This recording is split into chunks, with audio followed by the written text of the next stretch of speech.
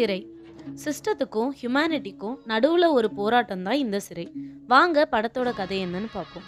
இந்த படத்தில் விக்ரம் பிரபு ஒரு நேர்மையான போலீஸ் கான்ஸ்டபிள். ஒரு விசாரணை கைதியான அப்துல் ரஹீஃபை வேலூர் ஜெயிலிருந்து சிவகங்கை கோர்ட்டுக்கு பஸ்ஸில் கூப்பிட்டு போகிற ஒரு எஸ்கார்ட் டியூட்டி அவருக்கு கிடைக்குது. இங்கே தான் படத்தோட ட்விஸ்ட். அந்த பஸ் ட்ராவல் அப்போ அப்துல் மேலே இருக்கிற கொலைப்பலிக்கு பின்னால் இருக்கிற அவரோட வலி, சோகமான ஃப்ளாஷ்பேக் எல்லாம் அவருக்கு தெரிய வருது. அப்துல் ஒரு கொலைகாரன் கிடையாது, அவன் லவ்க்காகவும் இந்த சிஸ்டத்தாலையும் பாதிக்கப்பட்ட ஒரு அப்பாவின்னு விக்ரம் பிரபு ரியலைஸ் பண்ணுறாரு.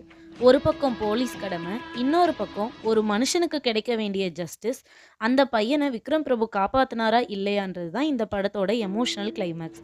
இந்த படத்தில் வர அப்துல் கலையோட லவ் ஸ்டோரி எல்லாரும் ரசிக்கிறபடி இருந்தது. இந்த படம் G5ல அவைலபிளாக இருக்குது, மிஸ் பண்ணாமல் பாருங்கள். இந்த வீடியோ பிடிச்சிருந்தா நம்ம சேனலை சப்ஸ்கிரைப் பண்ணுங்கள். பை.